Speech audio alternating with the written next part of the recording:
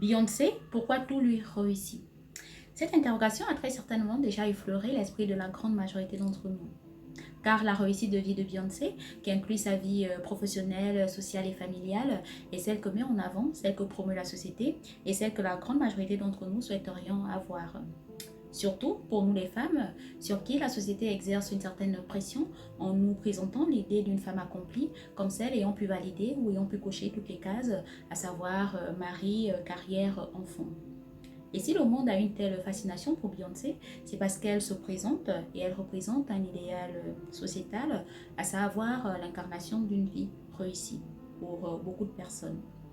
Les déboires des vies des stars, parce qu'ils nous sont révélés au grand jour, nous laissent souvent penser que le prix de la célébrité est bien souvent trop lourd à payer pour nos petites épaules et qu'à la vie tumultueuse de certaines célébrités, on préfère notre petite vie tranquille.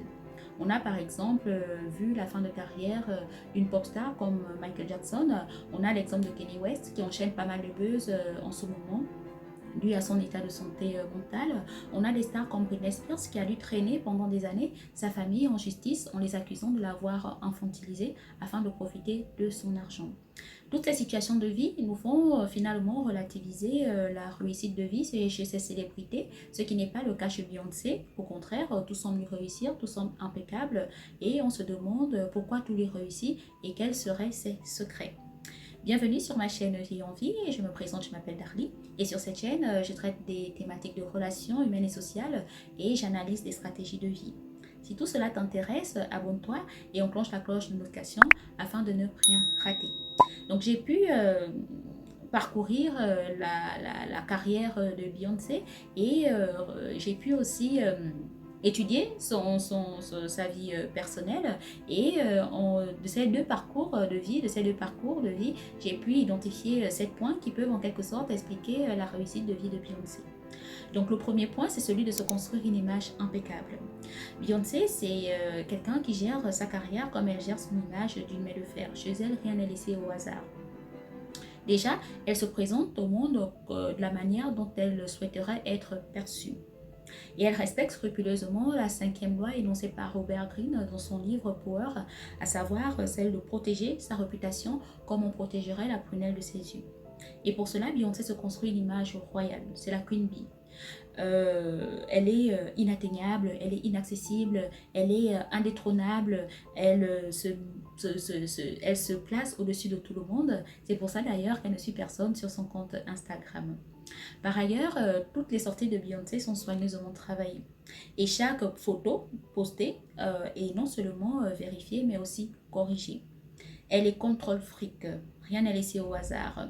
Et elle se met à l'écart de tout ce qui concerne les polémiques ainsi que les scandales. Aussi, son image affiche une ambivalence, ce qui crée une fascination chez Beyoncé.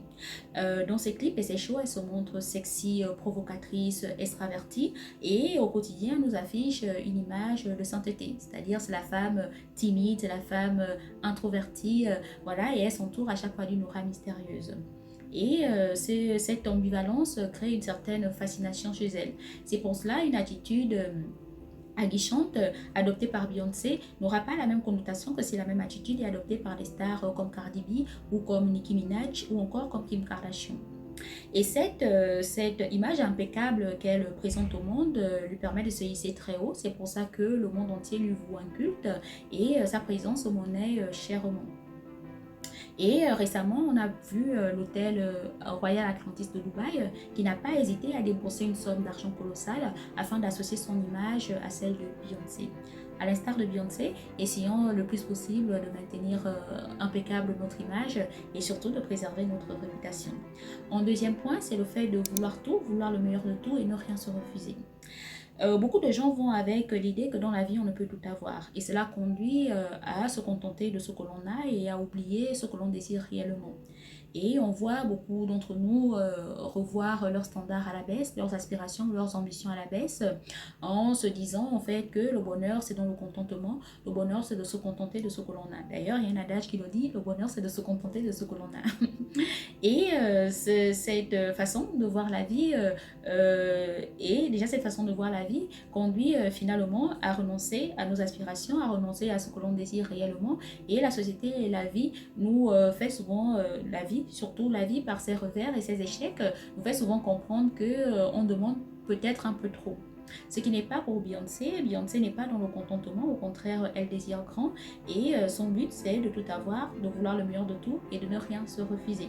Et cette façon d'aborder la vie lui a permis de cocher toutes les cases, comme on parlait préalablement, d'avoir non seulement une carrière, mais d'avoir aussi une vie de famille. Et cette façon aussi d'appréhender la vie peut se voir dans sa carrière. Hein. Beyoncé, c'est l'artiste la plus primée des Grammy Awards. C'est la première femme afro-américaine à avoir été en tête d'affiche pour le festival de Coachella. Aujourd'hui, bien qu'elle soit maman de 3 enfants, il n'en demeure pas moins qu'elle poursuit sa carrière artistique en essayant toujours d'atteindre ou de se hisser au sommet. Et elle a pu en fait évoluer dans tous les points de sa vie et de ne pas laisser sa vie personnelle au profit de sa vie professionnelle ni l'inverse. Et même concernant Jay-Z, elle voulait de Jay-Z comme père et mari comme mari et père de ses enfants, ce qui est le cas aujourd'hui. Malgré un parcours amoureux tumultueux, il n'en demeure pas moins qu'aujourd'hui Jay-Z est son mari et le père de ses enfants.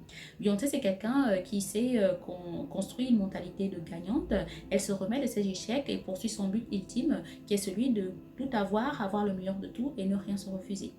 Le troisième point, c'est celui d'être dans la préparation et d'éviter au maximum possible l'impréparation ou l'imprévu.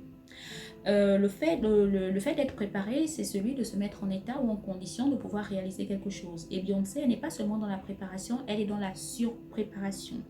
Chaque prestation, chaque proposition artistique est soigneusement travaillée. Et pour cela, elle a une discipline et une éthique de travail irréprochable. On peut le voir avec ses prestations scéniques de ces dernières années, hein, et même la prestation scénique récemment faite à Dubaï n'est pas en reste. On peut aussi le voir dans ses propositions artistiques, ses albums, il lui faut du temps, un temps de préparation. Son dernier album Renaissance, il lui a fallu des années pour pouvoir le proposer. Déjà, elle nous propose l'album, ensuite elle nous propose un album visuel qui prend encore du temps. Chez elle, il faut de la préparation, elle n'est jamais dans l'impréparation et elle déteste les imprévus. C'est d'ailleurs pourquoi depuis quelques années, elle ne donne plus du tout d'interview. Et concernant ses prestations scéniques, on a pu le voir déjà avec toutes les prestations scéniques durant toute sa carrière, hein, que ce soit le Super Bowl, que ce soit les concerts dans le monde entier. Et même pour le festival de Coachella, la petite histoire, hein, elle le raconte sur Homecoming sur Netflix. Elle le dit en fait que le concert était prévu pour l'année d'avant. Et du fait de sa grossesse, elle a dû renvoyer le concert à l'année d'après. Et elle a profité de ce concert pour pouvoir marquer son retour sur scène après son accouchement. Et pour ce concert, elle a considéré chaque détail. Elle a elle-même choisi chaque danseur, chaque lumière, chaque matériau pour construire la pyramide. Et elle a préparé la double représentation. C'est-à-dire non seulement sa représentation scénique, mais aussi la perception du public. Et le but pour elle était de faire vivre à son public un instant de magie. Et c'est ça le but de Beyoncé, c'est de faire vivre à chaque fois son public un instant de magie. Et pour cela, elle est dans la surpréparation, elle ne laisse rien au hasard. Elle considère chaque détail et elle prend en compte chaque détail. Et c'est pour ça que Beyoncé, c'est une performeuse. Et c'est ce qui est bien avec elle, c'est parce que derrière, il y a une surpréparation, mais sur scène, tout cela paraît naturel.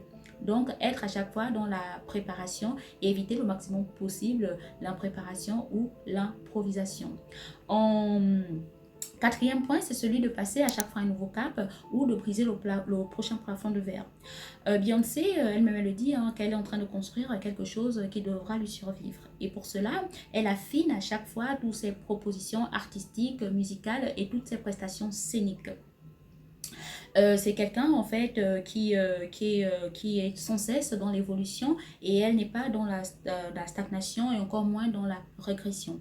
La grande majorité des êtres humains sont des êtres qui aiment, on va dire quoi, qui aiment rester dans leur zone de confort, surtout encore celles qui ont pu gravir quelques échelons par rapport à la moyenne et qui se contentent en fait de rester là et de ne pas gravir à chaque fois un nouvel étage. Sans compter que la grande majorité des personnes essayent toujours de faire comme tout le monde, ce qui n'est pas le cas pour Beyoncé. Beyoncé, c'est quelqu'un qui essaye à chaque fois de se renouveler et de mûrir toutes ses propositions artistiques, toutes ses propositions musicales et toutes ses prestations scéniques. On peut le voir déjà dans sa carrière lorsqu'elle continue de proposer des albums et encore même de proposer des albums visuels lorsque la grande majorité des artistes font sortir des singles. Beyoncé, c'est quelqu'un qui est tout le temps dans le perfectionnement, tout le temps dans le renouvellement et voilà, et elle ne cesse d'aller, de se dire je dois gravir la prochaine montagne, je dois briser à chaque fois le prochain plafond de verre. C'est pour ça qu'on peut le voir tout au long de sa carrière, elle a dû voilà, se renouveler artistiquement, que ce soit les thématiques abordées dans ses chansons, que ce soit les façons d'aborder les thématiques, que ce soit musicalement, que ce soit artistiquement. C'est quelqu'un qui est sans cesse dans le perfectionnement, sans cesse en train de se renouveler afin de briser le prochain plafond de verre ou de passer à une nouvelle étape dans sa vie et dans sa carrière. Le cinquième point, c'est s'associer afin de mieux s'élever. Beyoncé, c'est quelqu'un qui a compris la loi de l'association et elle use de cette loi à bon escient. Déjà, elle a compris en fait que l'association est un enrichissement. Elle s'est associée tout au long de sa carrière. Il y a eu pas mal d'associations. Déjà, sa tenue scénique a inspiré les plus grands. Donc, elle s'associe en fait à l'image de ses plus grands, à l'instar de Michael Jackson, de Diana Ross, de Josephine Baker. On a aussi pu le voir avec tous les featuring durant toute sa carrière. On a par exemple son dernier featuring, Savage, avec Megan Thee Stallion. On a vu ce que ça a pu donner. On a aussi les associations avec certains designers, certains artistes visuels, notamment pour son album Black is King. On a vu toutes les associations qu'elle a pu faire et même pour son album Renaissance, on compte plus d'une trentaine de participations, donc plus d'une trentaine d'associations. Beyoncé en fait use de l'association afin de pouvoir enrichir sa carrière car elle est consciente qu'en s'associant à d'autres personnes, ça permet en fait de pouvoir profiter de leur talent, de pouvoir profiter de leur influence afin non seulement de les enrichir elles, mais aussi de pouvoir enrichir sa carrière et pouvoir aussi enrichir son image. Enfin, on a l'association avec Jay-Z. Leur mariage est un partenariat, une association pour des buts de prospérité.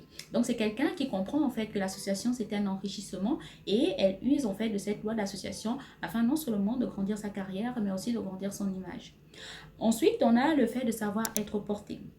Beyoncé est consciente en fait du fait d'être portée, malgré qu'elle soit compétente, performante, compétitive, elle est consciente qu'il faut aussi savoir être portée. C'est déjà une femme dont la carrière a été portée par son père, Matthew Knowles, qui a quelque part débroussé son chemin afin de lui permettre une carrière musicale et artistique assez importante.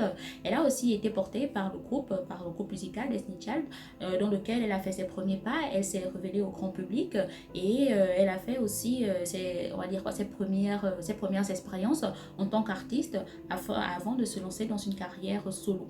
Elle est aussi portée par une fanbase, la Beehive. On sait toute la fascination que lui voue cette fanbase. La Beehive, voilà, c'est une fanbase qui porte énormément sa carrière et qui supporte sa carrière coûte que coûte, vaille que vaille.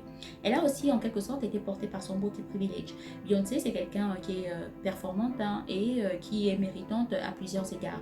Il n'en demeure pas moins que c'est quelqu'un qui est consciente qu'elle a aussi été en quelque sorte portée par le beauty privilege. Enfin, elle a été portée par son association avec Jay-Z. Voilà, son mariage lui a permis de redorer son image et même aussi de redorer sa carrière. Donc c'est quelqu'un qui a su trouver des leviers sur lesquels elle a pu être portée afin de hisser son image et sa carrière encore plus haut. Enfin, savoir se prioriser. Beyoncé, c'est quelqu'un qui sait se prioriser. C'est d'abord elle et on réfléchira ensuite pour les autres. On peut le voir tout au long de sa vie et tout au long de sa carrière. Déjà, dans les Destiny Child, c'est quelqu'un qui a été priorisé. Elle a d'abord été priorisée par son père, Matthew Knowles. Ensuite, elle s'est priorisée. À une certaine période, elle parlait de Beyoncé et les filles. Tout ça, c'est Stevie de Music Feeling qui peut très bien l'expliquer. Hein. Moi, j'ai juste récupéré ici et là quelques éléments afin de vous expliquer le succès de Beyoncé. Ensuite, c'est quelqu'un qui s'est priorisé tout au long de sa carrière. On peut voir lorsqu'elle a conditionné sa présence au Grammy Award par l'obtention du prix, au détriment d'autres artistes qui étaient en compétition avec elle dans la même catégorie, notamment Kanye West, et qui s'est chargé de le révéler au grand public. On peut aussi le voir lorsqu'elle a pris la place de Kerry Wilson dans le clip avec Usher, le clip Indies Club, Indies Da Club, je sais pas, voilà le titre Indies Club avec Usher. Elle s'est priorisée en prenant aisément la place de Kerry Wilson.